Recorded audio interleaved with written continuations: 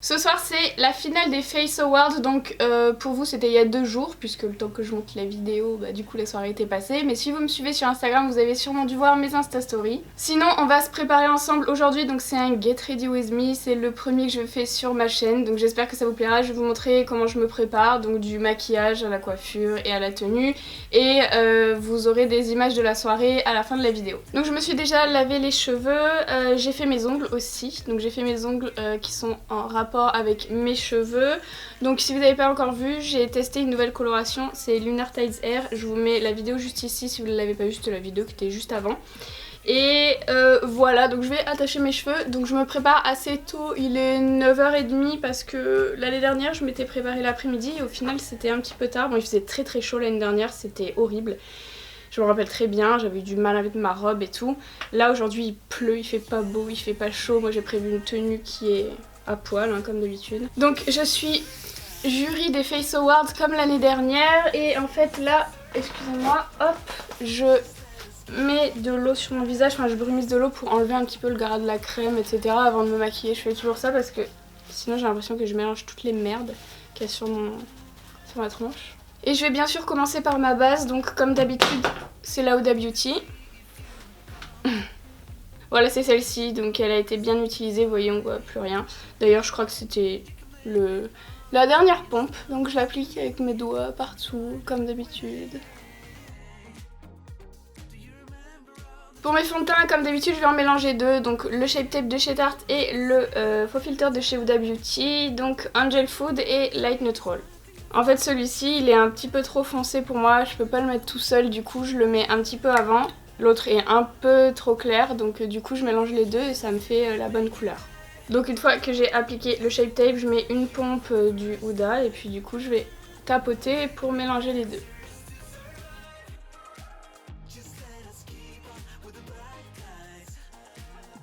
Et je passe à l'anti-cerne, donc comme d'habitude, regardez bien, ça c'est pour tous les gens qui disent que je mets trop d'anti-cerne, hop, voilà. Donc c'est comme d'habitude le Shape Tape de chez Tarte, allez, regardez, hop là, voilà, en tartine, voilà. Et j'en mets également, comme d'hab, au centre de mon visage pour éclaircir. Et ensuite avec l'autre côté de mon éponge, je dégrade, enfin... Voilà, je fonds l'anti-cerne dans mon teint. Je vais essayer de passer assez rapidement sur le teint parce que franchement je fais vraiment toujours la même chose, je change pas. Et je vous l'ai déjà montré 50 000 fois, donc c'est un peu redondant. Ah oui, il y en a beaucoup qui me demandent au niveau de mes piercings comment je fais pour mettre du fond de teint. Bah en fait il y en a jamais bien dessous, hein, mais bon au final ça se voit pas trop parce que du coup les piercings ça cache un peu. Mais j'essaye d'appuyer un petit peu avec le bout pointu de l'éponge. Donc je fais pas trop ma paupière parce qu'après je mets ma base de chez P. Louise. Donc pour ceux qui me demandent où est-ce que je l'achète sur le site officiel tout simplement. Donc là je vais commencer à poudrer. Donc je prends mon éponge avec ma poudre RCMA comme d'habitude, toujours la même. Et j'applique au niveau du cerne, juste au niveau du cerne pour pour le fixer. Et après je vais passer avec une houppette. Donc pour ceux qui me demandent d'où vient ma houppette, elle vient de chez Make Up For Ever. Je sais pas si elle existe encore, mais bon vous pouvez trouver quand même des houppettes dans les magasins de maquillage professionnel type, bon il y en a beaucoup surtout à Paris, pour ceux qui habitent pas à Paris, peut-être sur internet, j'imagine que si vous tapez houppette vous allez trouver. Je crois que la mienne c'est une 32 mm, un truc comme ça. Mais regardez dans la barre d'infos, en général, si je trouve des équivalents, je vous mets les liens d'achat, donc voilà, si ça vous intéresse, regardez quand même les barres d'infos à chaque fois sous mes vidéos, j'essaye de les remplir au max. Et donc là, je vais justement prendre ma houppette, la tremper dans la poudre et ensuite je dépose sur mon visage pour bien fixer. Donc comme la soirée a lieu ce soir à 20h, vaut mieux quand même fixer le teint pour qu'il tienne toute la journée. Bon, en général, moi j'ai pas trop de problèmes de teint qui bouge parce que je mets quand même des produits qui accrochent bien. Mais bon, on sait jamais. Là il pleut en plus, donc pour peu que je me reçoive un déluge sur la tronche, vaut mieux que ça tienne. N'hésitez pas à en mettre de la poudre parce que après votre peau va recréer le sébum, etc. et tout va se mélanger, même si vous avez l'impression d'être un peu plâtré au début. C'est quand même important d'en mettre beaucoup justement pour bien fixer. Après si vous aimez les teints un peu glowy, etc. bon bah vous poudrez pas trop. Moi c'est pas ce que j'aime hein. Donc c'est pour ça que je fais des teints très mat et qui tiennent. Une fois que j'en suis là, je vais mettre un petit peu de baume hydratant sur mes lèvres. Donc un petit peu, j'en mets beaucoup et ça me permet aussi d'enlever le fond de teint qui a pu se déposer sur mes lèvres. Donc je recrée ma forme.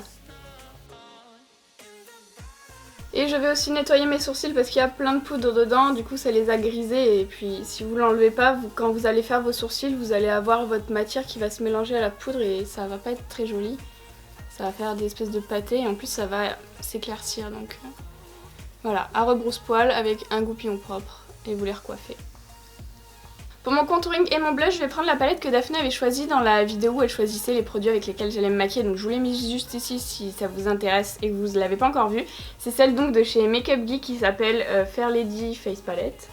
Et en fait dedans vous avez donc un contouring, deux blushs et un highlight. Donc l'highlight je vais pas utiliser parce que je le trouve un petit peu foncé pour le coup.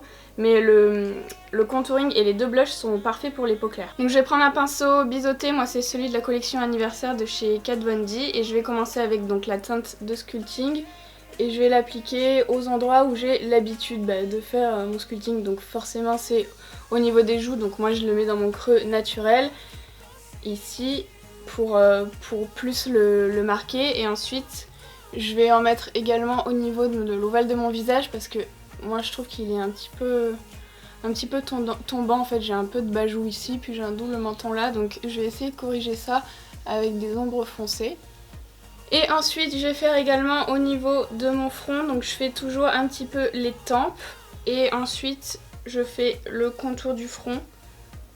Donc moi j'ai un grand front, du coup je peux en mettre, mais si vous avez un tout petit front, vaut mieux pas en mettre dessus. Et ensuite je vais finir par mon nez, donc parfois je prends un pinceau un peu plus petit et puis parfois je la flemme, donc comme là aujourd'hui, donc je vais utiliser le même pinceau. J'essaie d'utiliser quand même le côté un petit peu plus pointu pour pas que ça fasse une grosse tache. Et puis je fais juste moi les côtés ici et le bout du nez parce que mon nez est un petit peu pointu. Du coup j'essaye de donner l'illusion qu'il est un petit peu remonté. Après c'est pas non plus magique hein. Ensuite je prends un fard à paupières beige mat classique, assez clair avec mon éponge et je vais éclaircir un petit peu au niveau du nez ici. Et je remonte un peu au niveau du milieu du front. Hop. Et ensuite je vais faire la même chose au niveau du menton. Et au niveau d'ici, au niveau du cerne, en fait la même forme que j'ai fait avec mon anti-cerne tout à l'heure. Donc assez descendu à ce niveau là. Et puis pour l'highlighter, je verrai à la fin de mon maquillage si j'en mets et quelle couleur je mets parce que je sais pas exactement encore ce que je vais faire au niveau des yeux. J'ai envie de faire un truc bleu. En fait j'ai envie de faire un mélange de bleu et violet en fait pour faire complémentaire avec mes cheveux qui sont orange et jaune. Donc bleu pour le orange et violet pour le jaune.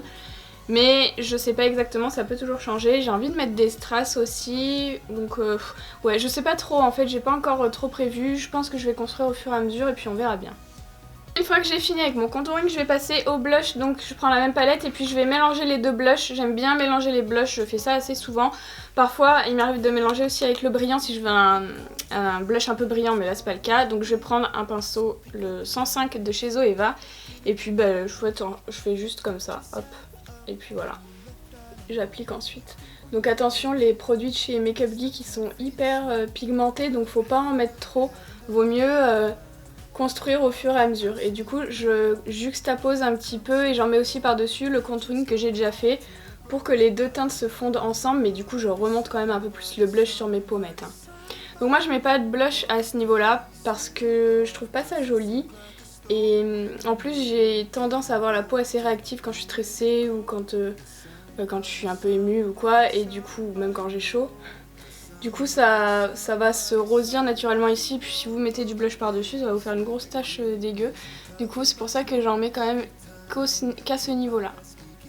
Je passe maintenant aux sourcils, donc j'ai envie de faire des sourcils dégradés comme mes cheveux, donc je vais utiliser les crèmes de chez Kat Von D, donc la rouge et la jaune, donc c'est Scarlett et Daffodil, et du coup je vais mélanger les deux pour faire le orange, et puis le jaune je vais l'utiliser pur.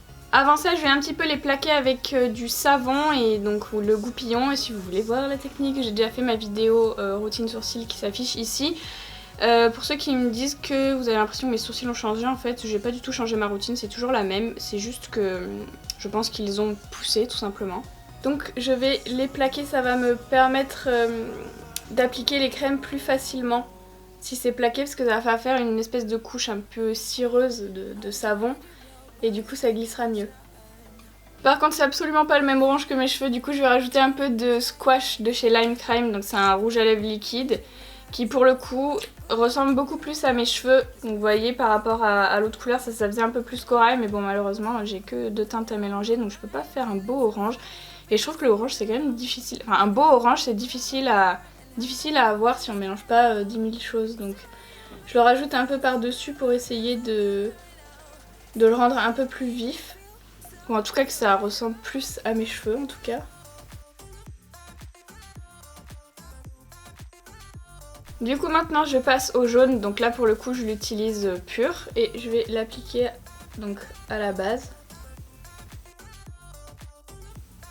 Et je vais dégrader bien sûr avec la couleur que j'ai mis juste avant. En fait je suis bête, pour colorer plus facilement je vais prendre le pinceau 75 de chez Kat Von D qui est sorti avec les crèmes. Donc je vous l'avais présenté dans la vidéo que j'ai fait sur les sourcils, donc elle s'affiche ici. Et je vais tremper avec donc dans le jaune et en fait voilà c'est quand même beaucoup plus simple pour colorer. C'est beaucoup plus intense et ça va beaucoup plus vite. Et je vais rajouter un petit peu de rouge sur la queue pour intensifier quand même un petit peu et que ça fasse un joli dégradé harmonieux. Même si malheureusement j'ai pas de rouge dans mes cheveux.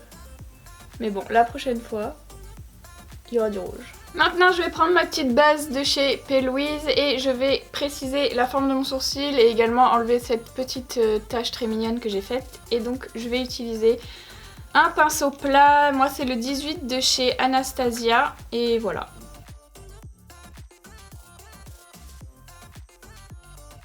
Et je vais aussi descendre au niveau de ma paupière pour tout recouvrir et pour faire du coup ma base. Une fois que j'en suis là, en général je fixe mon visage, donc j'utilise moi la brume Low Kid de chez Kat Von D, mais bon, vous utilisez n'importe laquelle.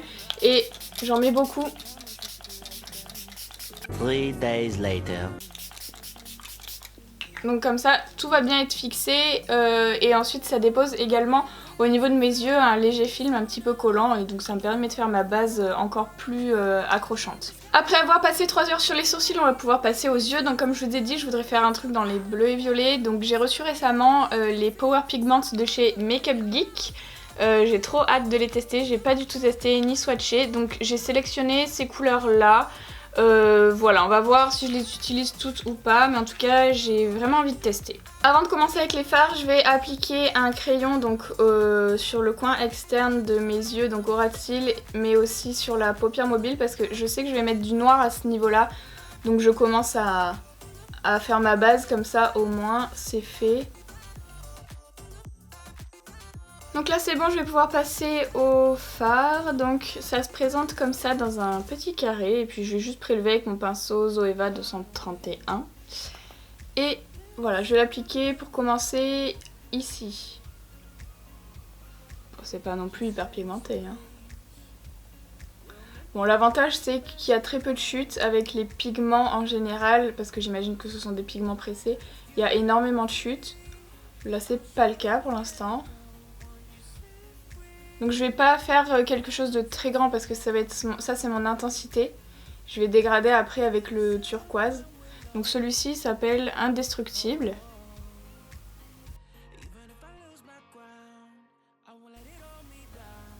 Je m'attendais à ce que ce soit plus pigmenté d'un coup en fait. Là il faut quand même travailler un peu la matière. Bon c'est pas plus mal, ça me dérange pas plus que ça. C'est juste que je m'attendais à quelque chose de très fort d'un coup.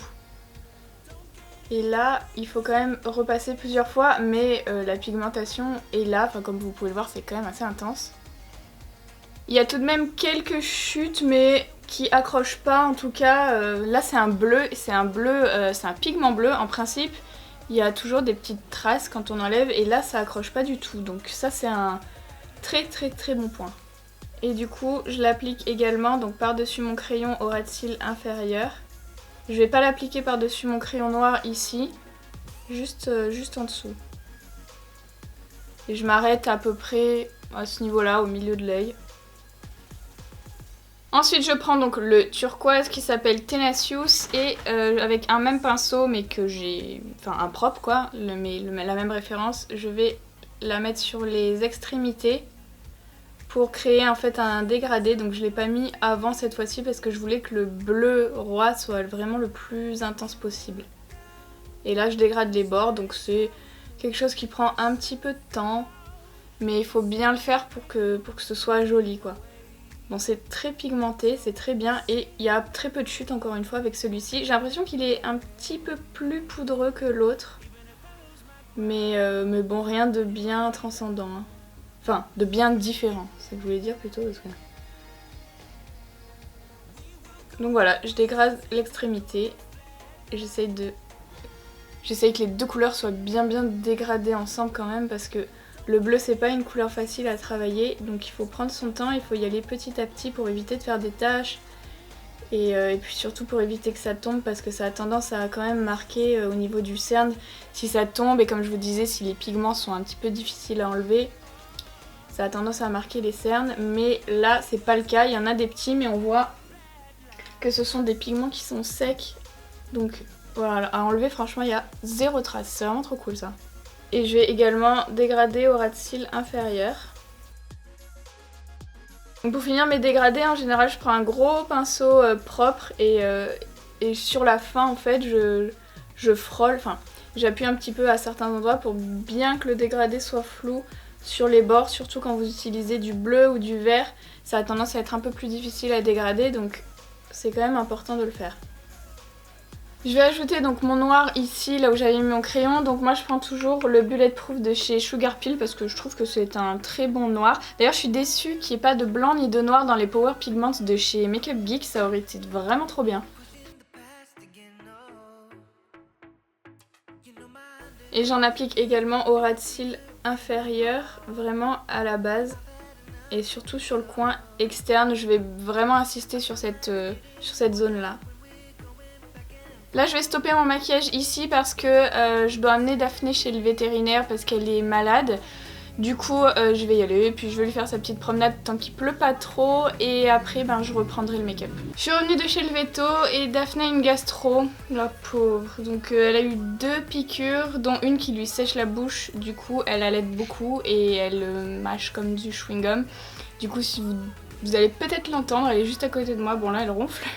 Et du coup je vais reprendre, donc je sais plus ce que je voulais faire. Je vais prendre un autre pigment, donc le violet qui s'appelle Invincible. Et alors je fonde tous mes espoirs dans ce pigment, j'espère qu'il est bien parce que...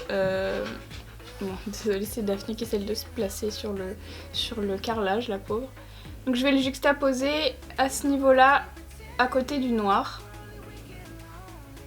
Et donc je disais, j'ai beaucoup d'espoir en ce violet parce que depuis l'arrêt du 92 de Make Up For Ever, je cherche désespérément. Donc j'ai trouvé le Poison Plum de chez Sugar Pill que j'aime beaucoup. Mais du coup si je peux en avoir d'autres... Bon, c'est pas exactement la même couleur que le 92 qui était vraiment particulièrement beau. Mais voilà, vous voyez, il est un petit peu plus poudreux, il tombe quand même beaucoup plus. Je sais pas si on voit très bien à la caméra, mais en tout cas j'ai beaucoup plus de chutes. Donc je vais voir si je peux les enlever. Oh, ça va. Ça fait pas trop de traces, mais les bleus sont quand même mieux. Il y a des légères petites traces. Donc quand ça m'arrive, je prends ma houppette et puis j'efface un petit peu comme ça. Voilà. Je vais maintenant couper ma cut crease à ce niveau-là. Et donc je vais utiliser le Super Brow Whiteout de chez Kat Von D. Donc c'est une crème blanche pour les sourcils. Mais du coup, je pense que ça... Bon, c'est la première fois que je vais l'utiliser comme ça. Mais je pense que ça va être très bien puisque ça sèche et que c'est assez gras. Donc je prends mon pinceau le 18 de chez Anastasia Beverly Hills et puis je vais commencer. Bon, c'est très bien, c'est très agréable à travailler et du coup je vais dégrader dans le violet. Donc j'ai un petit peu essuyé mon pinceau pour pas qu'il y ait trop de matière dessus et puis j'essaie de dégrader les deux ensemble et je vais reprendre bien sûr mon pinceau violet pour repasser par dessus. Et là donc c'est mon pinceau violet. J'ai pas rajouté de matière dessus. Ce qui reste sur le pinceau suffit à faire le dégradé. Là je fais mon liner, donc je vais faire un liner qui va suivre mon ras de cils inférieur. Et juste sur l'extérieur ici, je vais le dégrader dans mon fard à paupières noir. Pour le dégrader, du coup, je reprends le pinceau noir et je vais dégrader du coup la fin. Donc j'ai pas rajouté de fard à paupières dessus. Mais bon, vous pouvez en rajouter si vous voulez. Et ensuite je continue.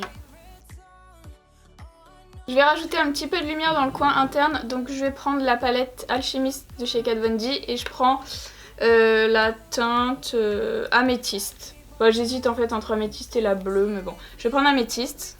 Et puis avec un pinceau plat, je vais l'appliquer ici. Je vais faire ma muqueuse maintenant, donc je vais faire quelque chose de dégradé. Donc je vais partir avec celui-ci de chez Lindalberg, c'est le Atria. Et ensuite le bleu comme ça de chez OCC, plutôt vers l'intérieur. Donc je commence par faire la partie externe. Donc je m'arrête à peu près au milieu de l'œil. Je fais pareil en haut. Et ensuite j'applique l'autre crayon, donc le bleu de chez OCC. Et j'essaie de dégrader les deux couleurs ensemble. Et ensuite je fais la même chose en haut. Sur mon liner, je vais rajouter des paillettes. Donc j'ai pris deux liners pailletés de chez OPV. Donc le bleu il s'appelle Tease Me et le violet s'appelle Showstopper. Je vais commencer avec le Tease Me. Donc le Tease Me. Ouais, le Tease Me c'est le bleu. Et je vais l'appliquer par-dessus.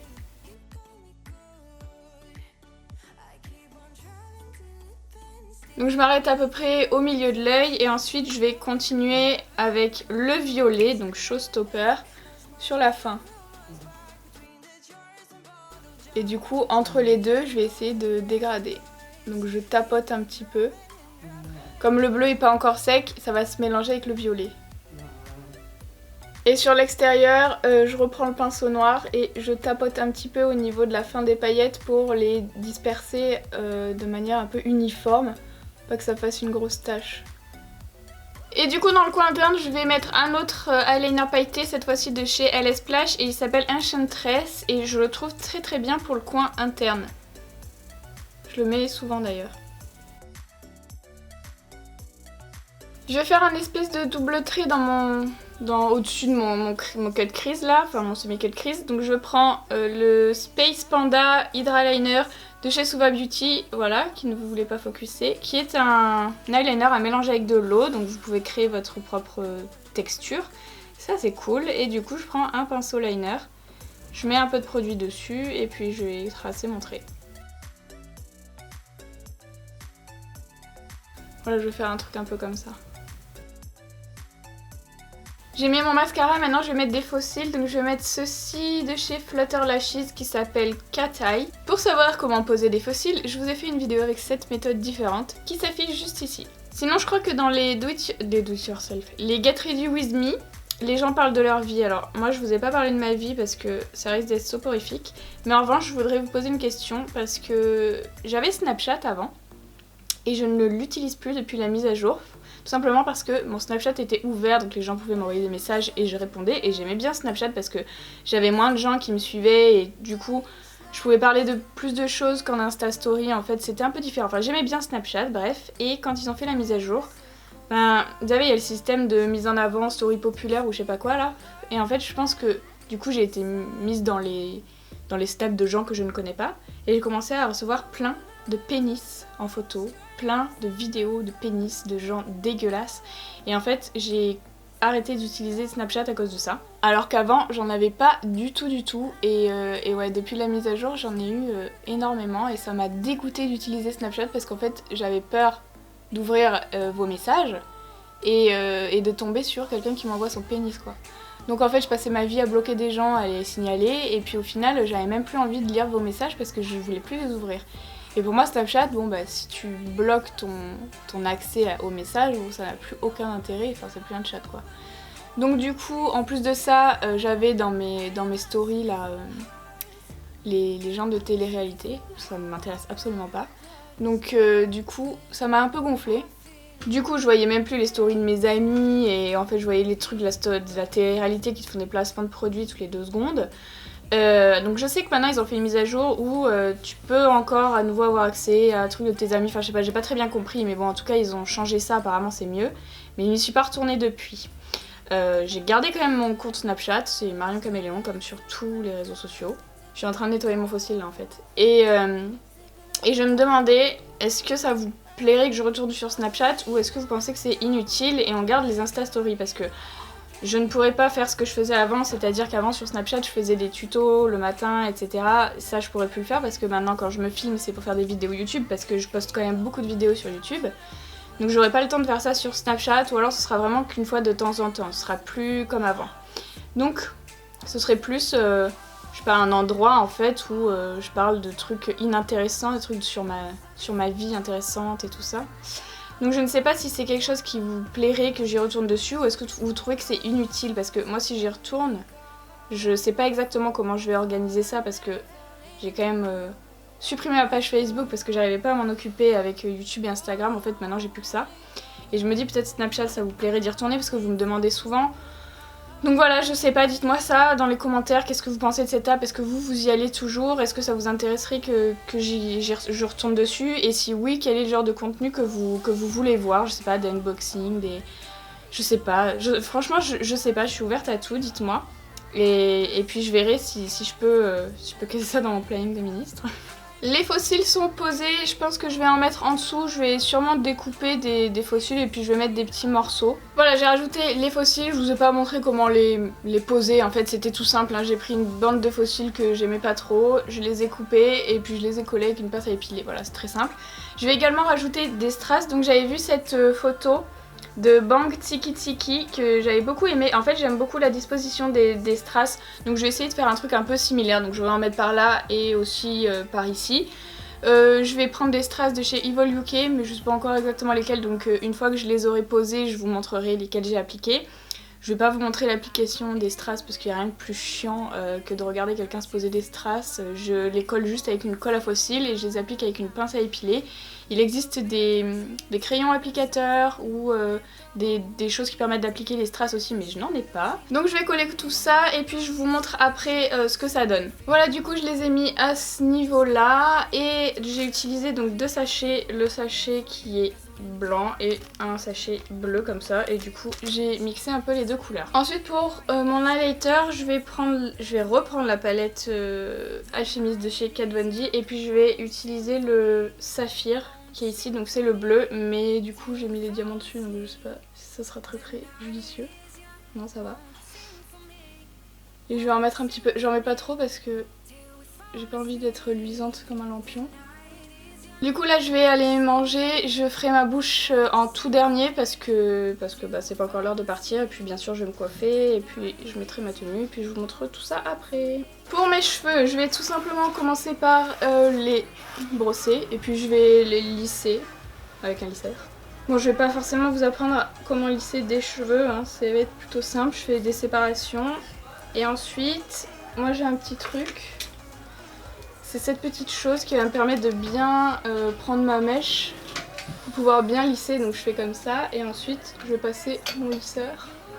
Voilà, comme ça, puis je vais faire ça pour tous mes cheveux. Pour eux, pour combien de maquiller, donc les influenceurs, ça machin. Et vous avez pas dit.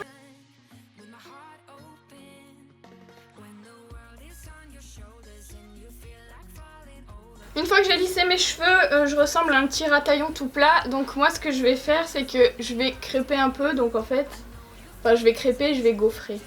Donc en fait je prends une partie, donc je vais faire ce côté là par exemple. Voilà, je mets une partie sécurisée de ce côté là, puis je reprends une autre mèche assez fine. Et en fait j'ai un espèce de petit gaufreur comme ça, qui fait des gaufres assez petites. Et je vais juste gaufrer la racine. Et je vais faire ça en fait voilà, sur plusieurs mèches.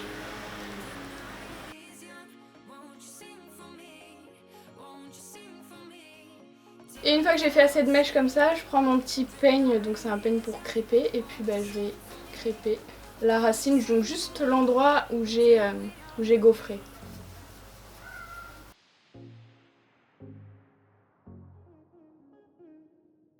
Une fois que j'ai fini, je rabats la dernière mèche, donc celle qui était lisse, qui va du coup cacher un petit peu ce que j'ai fait en bas, et puis je vais juste lisser légèrement le dessus, et voilà, là c'est beaucoup plus volumineux.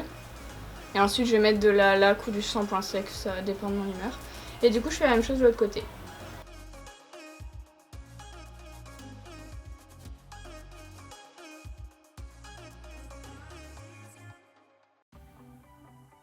Donc une fois que j'ai fait mes deux côtés, faut pas oublier l'arrière, donc je vais faire exactement la même chose à l'arrière.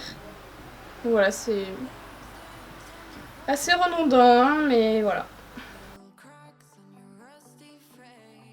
Et maintenant pour fixer cette magnifique coiffure, je vais utiliser un shampoing sec, donc c'est celui-ci, Morning After Dust de chez L'Oréal, et la laque Elnett, donc je vais mettre un petit peu des deux, donc surtout à la racine en fait, pour que ça maintienne un petit peu tout au long de la soirée, parce que étant donné qu'en plus il pleut, je vais me retrouver rapidement comme un rat je pense.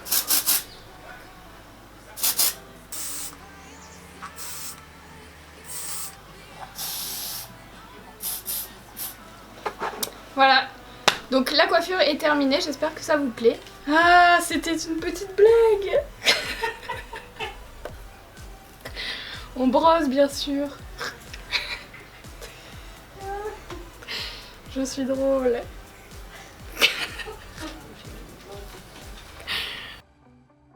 Maintenant je vais passer aux lèvres, donc je voulais mettre un nude parce que j'ai tendance à manger et du coup la bouche a tendance un petit peu à bouger et je la retouche pas toutes les 2 secondes, mais finalement je vais opter pour un noir.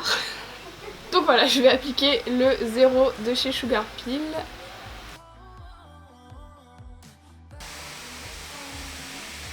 Donc voilà le résultat du maquillage et de la coiffure. J'avais juste oublié de vous dire que j'avais rajouté une ligne pailletée en fait comme en liner, mais entre les 2 lignes blanches ici. Je vous l'ai pas montré parce que c'est la même technique et puis de toute façon j'ai oublié de filmer.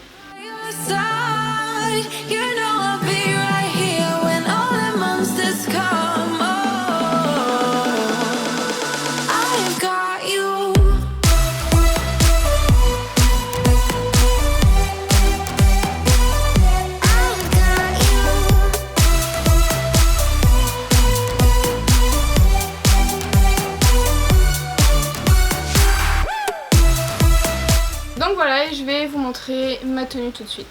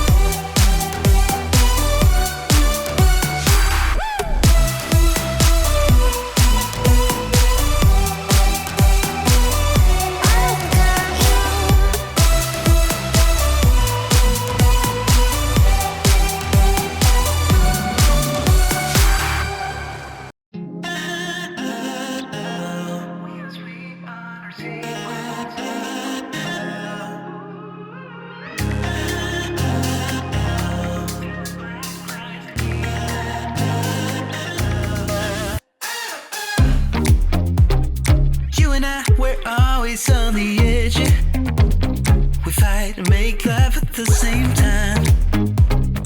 Would you break up just because I told you?